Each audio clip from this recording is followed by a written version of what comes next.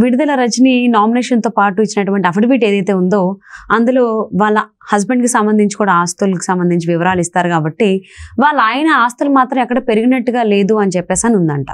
So దీనివల్ల చాలా మందికి అదేంటిది పెరగకపోవడం ఏంటి, పెరుగుతాయి కదా ఇన్ని సంవత్సరాలు అధికారంలో ఉన్నప్పుడు సో అని కొంతమంది అనుమానాలు వ్యక్తం చేస్తున్నారు. ఇది ఎంతవరకు వాస్తవం ఏంటి అంటారు? ఇప్పుడు మీరు ఈ అఫిడవిట్లు అన్నీ తీసుకుంటే నిన్న మీరు చూస్తుంటారా, చాలా గందరగోళంగా ఉన్నాయి, ముఖ్యంగా వైసీపీ వాళ్ళవి. Starting with YS Jaganmohan Reddy గారు. ఆయన పాపం పేద ముఖ్యమంత్రి కదా, చాలా నిరుపేద ముఖ్యమంత్రి గారు. 780 కోట్లు వారి ఆస్తి విలువ. అంటే వారు ప్రకటించింది, వీఆర్ టాకింగ్ అబౌట్ ప్రకటించనేది ఇంకో 10-20 రెట్లు ఉంటుంది వారిది. ఈ ప్రకటించిన దాంట్లో వారు ఇది మన ఇక్కడ హైదరాబాద్ లోటస్ పాండ్ పాప అది మెన్షన్ చేయలేదు. దాని విలువ ఎంత లేదన్నా 500 కోట్లు ఉంటుంది. అదేవిధంగా బెంగళూరులో ఆయన ప్యాలెస్ చెప్పలేదు. అంటే తర్వాత ఇప్పుడు తాడేపల్లిలో ఉండే వారి నివాసం గురించి చెప్పలేదు. ఇవన్నీ వాళ్ళు అంటే మెన్షన్ చేయను ఇంకా చాలా ఉన్నాయి. సో అదే విధంగా ఇప్పుడు మీరు విడుదల రజని, వీరి హస్బెండ్ పేరు కుమారస్వామి గారు. వీళ్ళు యాక్చువల్గా సాఫ్ట్వేర్ ఇద్దరు కూడా. అంటే కంపెనీ అమెరికాలో పెట్టి పెళ్ళయ్యాక అక్కడ ఉండి ఇక్కడికి వచ్చారు వాళ్ళు, 2 పిల్లలు వాళ్ళకి. తర్వాత షీ స్టార్టెడ్ హర్ ప్రస్థానం విత్ చంద్రబాబు నాయుడు గారు టీడీపీలో. అప్పుడు మీరు నాటిన మొక్క అంటూ ఆవిడ అప్పుడు ప్రసంగం చేయటం, అది పెద్ద వైరల్ అవటం అవన్నీ జరిగాయి. నరకాసురులని వర్ణించింది ఇదే వైఎస్ జగన్మోహన్ రెడ్డిని వాళ్ళ నేను.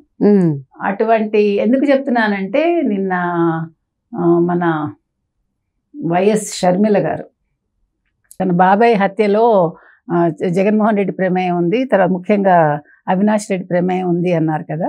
అప్పుడు ఆవిడ్ని ఇప్పుడు ఈ అధికార ఛానల్ ఏదైతే ఉందో వాళ్ళు ఆడుకున్నారు. ఆ రోజు అలా చెప్పింది, ఈ రోజు ఇలా చెప్పింది అని. రాజకీయాల్లో ఇవి సహజం. ఎందుకు చెప్తున్నామంటే ఇప్పుడు విడుదల రజని కూడా తెలుగుదేశంలో తన ప్రస్థానం ప్రారంభించింది, రాజకీయ ప్రస్థానం. అయితే ఆవిడకి సీటు చిలకలూరుపేట సీటు ఇవ్వలేదు, పత్తిపాటి పుల్లారావుని కాదని ఇమ్మంది ఆవిడ. ఇవ్వలేదని ఆవిడ వైఎస్ఆర్సీపీకి వచ్చింది. సో ఇట్లా రావటం మాట్లాడటం అవన్నీ సహజం. కానీ షర్మిల నిన్న మాట్లాడటానికి ఏంటంటే బేస్ అప్పుడు తెలియక ఆవిడ చెప్పింది. అంటే ఇప్పుడు హత్య జరగగానే మాట్లాడింది నిన్న షర్మిల. తర్వాత విషయాలు తెలిసాక ఇతను 8 నిందితుడిగా ఉన్నాడు, ఎవరు అవినాష్ రెడ్డి. ఆ విషయాలు తెలిసాక మీరు అవి ప్రూవ్ చేశాక మీరు రండి అని ఆవిడ చెప్పింది. ఇక్కడ కూడా అంతే. ఇప్పుడు ఈవిడ తెలుగుదేశంలో ఉన్నప్పుడు ఒకలా మాట్లాడింది, చంద్రబాబు గారిని పొగిడింది. ఇప్పుడు వైఎస్ఆర్సీపీకి వచ్చాక ప్రతిపక్షాన్ని తిట్టేనే కదా ఆవిడ అక్కడ ఉండగలదు, ఒక మంత్రిగా కొనసాగగలదు. ఆ విధంగా ఆవిడ ఆస్తులు ఇప్పుడు ఆవిడ ఆస్తులు పెరిగాయి మీరు చెప్పినట్టుగా. 5 సంవత్సరాల్లో ఆవిడ ఆస్తులు 503% పెరిగితే భర్త ఆస్తులు పెరగలేదు. ఎందుకు పెరగలేదు? ఎందుకంటే వాళ్ళకి ఒక ట్రస్ట్ ఏదో ఉన్నట్టుంది. తర్వాత ఆయన సాఫ్ట్వేరు, వాళ్ళు ఇండియాకి వచ్చి ఏదో సేవ చేయాలనే ఒక ఉద్దేశంతో వచ్చారు. ఏది జరిగినా కూడా ఆస్తులు పెరగాలి. అయితే అఫిడవిట్స్లో ఆస్తులు పెరగకపోవటం అనేది సహజం. చూపించేటప్పుడు వాళ్ళు తక్కువే చూపించుకుంటారు, యాజ్ ఇట్ ఈస్ చూపించారు కదా. ఎందుకంటే అందరూ నిరుపేద ముఖ్యమంత్రి, నిరుపేద మంత్రులు, ఎమ్మెల్యేలు, చాలా సౌమ్యులు, మంచివాళ్ళు, స్నేహితులు ఆయనకి వీళ్ళందరూ. కాబట్టి వీళ్ళందరూ ఆయన అడుగుజాడల్లో నడుస్తారు కాబట్టి వాళ్ళు చూపించుకోరు. చూపించుకుంటే మళ్ళీ సమస్య కదా. ఇప్పుడు అలా చూసుకుంటే కొడాలి నాని ఆయన ఆస్తి కాదు కానీ ఆయన అంతా నిన్న ఆయన యాక్చువల్గా రిజెక్ట్ అవ్వాలి. ఆ పద్మావతి అని ఆవిడ అధికారి ఎవరైతే ఉన్నారో ఎన్నికల అధికారి, రిటర్నింగ్ ఆఫీసరు, ఆవిడ దాన్ని దాచిపెట్టింది. ఎందుకంటే అసలు రిజెక్ట్ చేయాలి, చేయకుండా ఎందుకు ఉంచింది? ఆ ఉద్యోగం ఇప్పించింది మన కొడాలి నాని గారు. కొడాలి నాని గారికి పాప ఆవిడ అన్ని విధాలుగా గుడివాడ చుట్టుపక్కల జరిగే కబ్జాలు కానీ, లేకపోతే ఒకళ్ళ ఆస్తులు ఇంకోళ్ళ పేరు మీద మార్చేయటాలు కానీ, ఈ తవ్వకాలు కానీ, మైనింగ్ తవ్వకాలు ఏదైనా కూడా ఆవిడ చాలా హెల్ప్ చేశారు ఆవిడ ఆ విషయంలో. కాబట్టి పద్మావతి గారు చర్య తీసుకోకపోవటం అనేది సహజం. సో ఇప్పుడు ఏం జరుగుతోందంటే మీకు అధికార పక్షంలో ఎవరిని తీసుకున్నా, ఇప్పుడు నామినేషన్లు వేసిన వాళ్ళని ఇంచుమించు 5-6గురికి అలాగే ఉంది. ఇతను ఎవరు, బుగ్గన రాజేంద్ర ప్రసాద్, ఆయనది యాక్చువల్గా ఆయనది రిజెక్ట్ చేయాలి కానీ కన్సిడర్ చేసేసారు నిన్న. ఇట్లా ఒక 5-6గురిది ఈ రకంగా జరిగింది. సో వైసీపీ వాళ్ళకి ఏంటంటే ఇప్పుడు వాళ్ళు హ్యాపీగా ఎందుకున్నారంటే ముఖ్యమంత్రి చెప్పిందే అక్కడ జరుగుతుంది. అన్ని శాఖల్లోనూ అంటే పైనుంచి కింద వరకు మీరు సిబిఐ తీసుకున్నా, డీజీపీ తీసుకున్నా, మార్చినా కూడా ఇప్పుడు మొన్న మార్చారు ఎవరు సిబిఐ ఆఫీసర్ని, ఏం ప్రయోజనం? ఇప్పుడు అక్కడ హెడ్ మారినా సరిపోదు, కింద నుండే వాళ్ళందరూ పాత వాళ్ళకే పనిచేస్తారు కదా.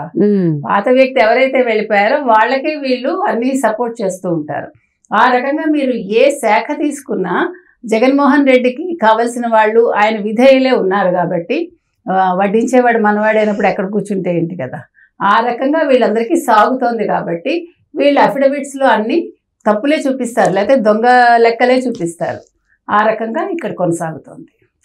అంటే నిజంగానే వీళ్ళ ఆస్తులు పెరగలేదంటారు. అంటే ఒక స్థానంకి వెళ్ళిన తర్వాత జనరల్గా మనుషులది ఆలోచన ఎలా ఉంటుందంటే, అంటే ఆస్తులను పెంచుకోవాలి అంటే 1 సంవత్సరం 2 సంవత్సరాలు అంటే పెరగకపోవచ్చు.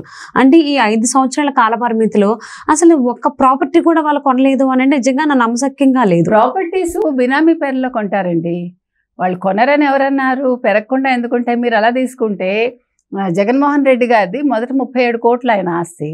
37 కోట్ల నుంచి ఆయన ఎంత చూపించాడు ఆదాయం? 37, 60, 52, 23, 60, ఇప్పుడు 59. అంటే ఈ 5 సంవత్సరాల్లో ఐఎమ్ టాకింగ్ అబౌట్. 5 సంవత్సరాలకు ముందు, 5 సంవత్సరాల తర్వాత, ఈ 5 సంవత్సరాల్లో కరోనా టైంలో తగ్గిపోయింది, 23 కోట్లకు వచ్చింది. ఎందుకు చెప్తున్నానంటే వీళ్ళు అట్లా చూపించుకుంటారు. ఆడిటర్స్ వాళ్ళే ఉంటారు కదా, ఆడిటరే చేస్తాడు ఇవన్నీ. సో వీళ్ళకి తగ్గట్టుగా వీళ్ళకి ఎలా కావాలో దాని ప్రకారం లెక్కలు అనేవి ఉంటాయి అక్కడ.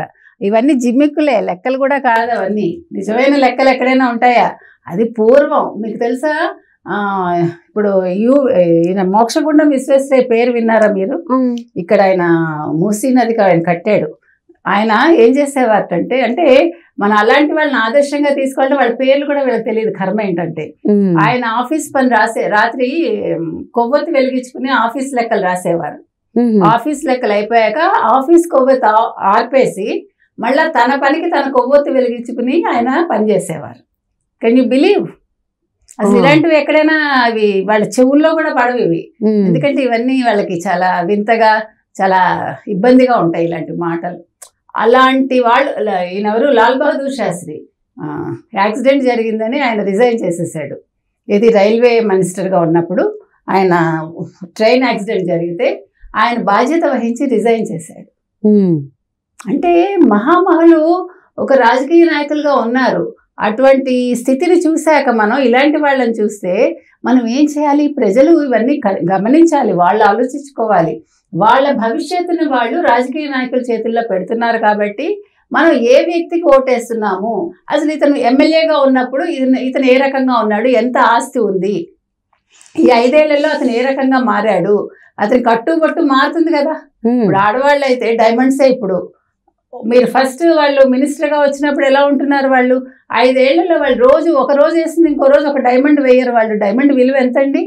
పెళ్ళిళ్ళకి వెళ్తే వాళ్ళు వేసుకునే నగలు, వాళ్ళు కట్టుకునే చీరలు, ఈ స్థాయి ఎలా వచ్చింది? ప్రజలు గుర్తించాలి. అది గుర్తించి వాళ్ళు ఓటు హక్కు వినియోగించుకోవాలి.